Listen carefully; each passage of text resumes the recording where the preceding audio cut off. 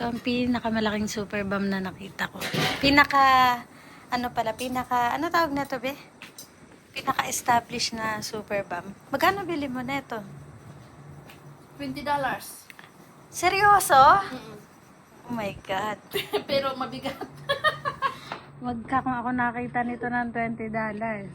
$20. Bibilihin ko din. Kasi ano, Mura na to, be. Sobrang mura na nito. kasi lilipat sila. Ayan. Guys, ang ganda. Tapos hindi daw nila madala eh. Oo nga, ang ganda. Sigurado regretful sale. Oo. Kasi para lumaki ng ganito, be, matagal.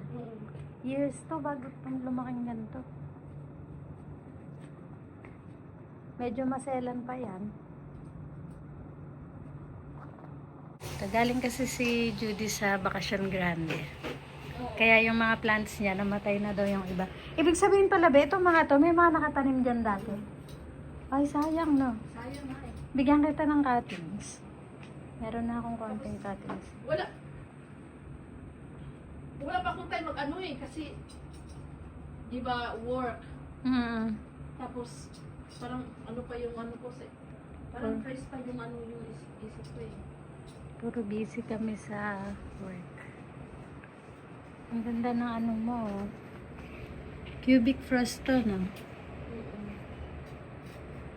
Ang ganda. And guys, dahil sabi ni Madam Judy, ako daw ay very special visitor, kaya sinusunog niya na yung mga uling. Mag-iihaw kami ng pork. Ano pa yun, be? Parang liempo? Hindi yung ano lang yan. Yung sabihin nila niya eh. Ah, okay. Anong tawag doon? Hindi ko alam. Yung naka-slice na. Okay. Yung marinated na. No, lagyan ko lang ng ano. Soy sauce. Beha, napansin ko to, meron ka ng chili, lemongrass, calamansi.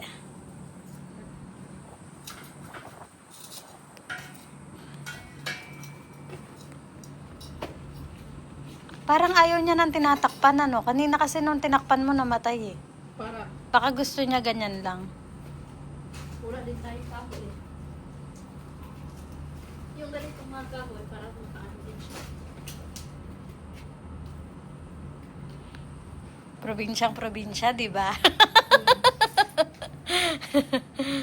After all that we've been through, I will make it up to you. Hey guys, happy Valentine's! Nag-shopping lang tayo ng konti. Ayan, bumili ako ng pot, bumili din ako ng mayana, and a few plants. Ayan. Pakita ko sa inyo pagka uwi ko, dahil bala ko mag-garden today. Sana hindi masyadong mainit. Guys, ayun pala yung hinahanap ko. Check out our free Kids DIY workshops. They're fun for the whole family. Ayan. They run the in-store every Saturday. Ayan guys, ngayon lang ako gagamit nito.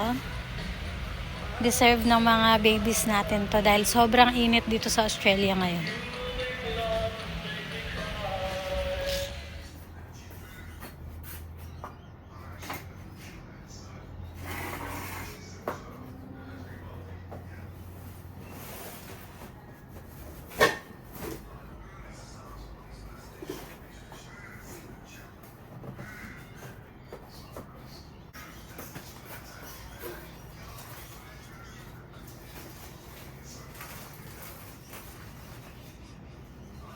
Hi guys! Kadadating ko lang galing sa Bunnings.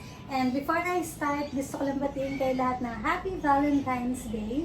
So ayan, pwede ko sabihin sa inyo ngayon na I can buy myself flowers.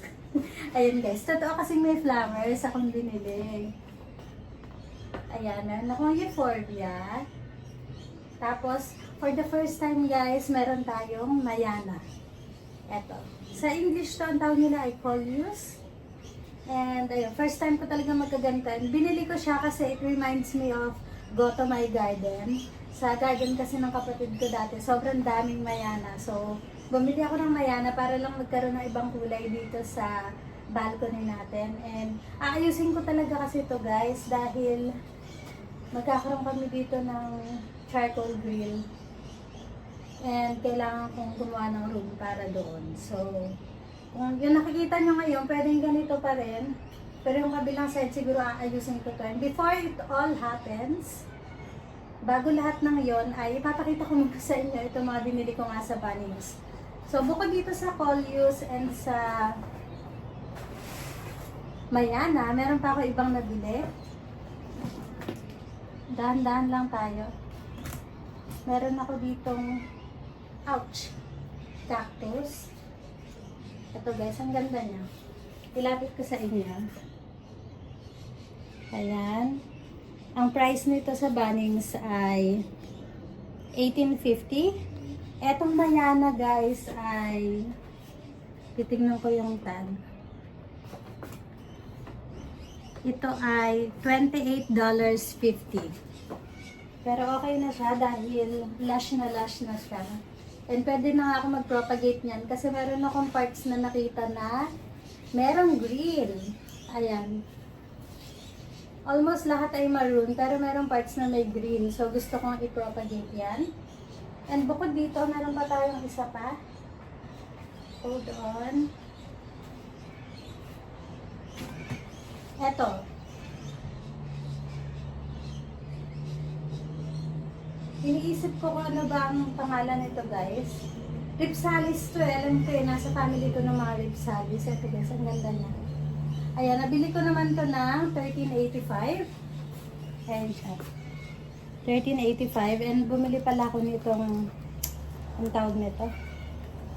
Ornament lang. Na nalimutan ko pala kasi siyang tag. Parang ano lang, ano to, around $3. And cute lang siya. And bukod sa mga halaman na yan, 4 lang talaga yung nabili kong halaman.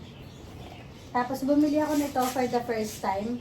Kasi alam niya na kung nanonood kayo lagi ng vlogs ko, hindi ako mahilig mag-fertilize ng mga halaman. Kasi yung binibili kong soil mix ay quality na soil mix talaga.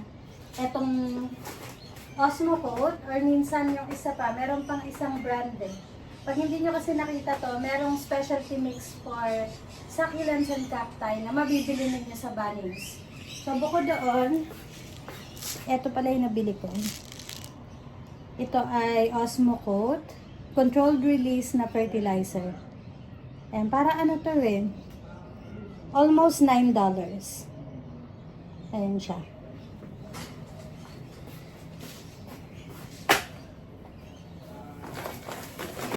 Ito pa guys, ito pa yung mga iba kong pinamili. Bumili pala ako ng ganito. Dito ko ipapatong yung aking malunggay. Para itutulak-tulak ko na lang siya na gano'n. Parang $13 yata ito. Nawala na yung ano niya kasi tinanggal ko na yung, ang tawag niya? Basta yung tag niya, natanggal ko na dahil nga sa sobrang excited ko. Nag-isip ko na i-vlog. So ayan. Tapos bumili din ako ng mga top dressing.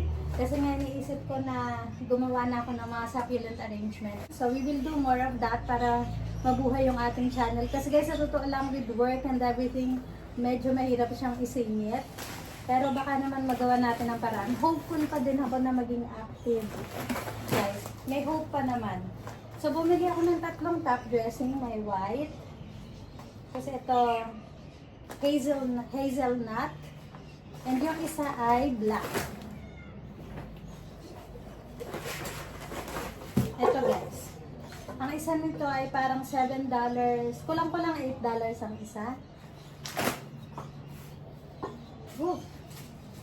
Ang alikabok. Tapos guys, bumili ako nito. Kasi nga, gusto kong gumawa din ng isa pang arrangement. And nagustuhan ko yung kulay ng box. So, ayan siya. Ang isa nito ay nasa $15 to. Tapos itong ano niya ay around $5 yata itong ano na to. Ayan guys. So medyo napagastos tayo sa Bunnings. Pero hindi naman ako laging nagpupunta doon. At saka kung makikita nyo guys, sa dami ng mga halaman doon, ang binili ko ay 4 na piraso lang. Kasi pagka walang nag-i-stand out talaga na wala naman masyadong maganda, hindi hindi na ako bumibili talaga. Especially kung meron naman ako. Pero, kung meron akong makitang maganda, yung maganda talaga, minsan kahit meron ako, bibili pa rin ako. Basta magandang maganda. Ayan. Ay, bumili pala ako ng ganito, guys. Bumili ako ng seeds, hoping na mabuhay ko siya. Ito ay alugbati. Ayan. Sana mabuhay ko. Itatanim ko lang siya sa pot. Diba kasi pagka meron kang mga madaliang gulay, diba? Kaso lang nga, because nasa balcony tayo, hindi ko alam how well it's going to grow. Pero susubukan natin. Ayun guys, ako ay magliligpit muna. Thank you for watching. Dadagdagan pa natin to. Diyan lang kayo.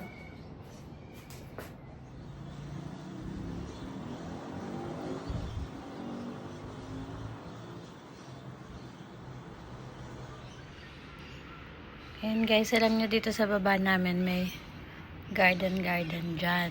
And ipapakita ko sa inyo, meron akong neighbor na nagpaalam siguro siya para mag-garden dito sa baba ng apartment. Nakatira siya sa second floor, pero eto pala guys, eto yung mga talbos ng kamote na bagong tanim ko. And like last time, ganyan na naman yung mga dahon niya. May mga spot. Hindi ko tuloy alam kung itutuloy ko ba tong padamihin. Tapos nagtanim ako dyan ng alugbati na seeds. So, ayan. Meron pala tayo ditong mga plants. At ito yung map na ginamit ko dito sa floor kagabi. Tutulak ko lang yung blinds para makita nyo yung sinasabi ko. Ayan. Tignan nyo, meron siyang mga tanim doon. Ayan, ngayon ko lang magagamit yung zoom ng aking phone para mabasa natin kung ano ba yung mga tinanim niya dyan. Small chili, large chili, bell peppers. Parang ano tong isa? Basil, however you call it. At mukhang may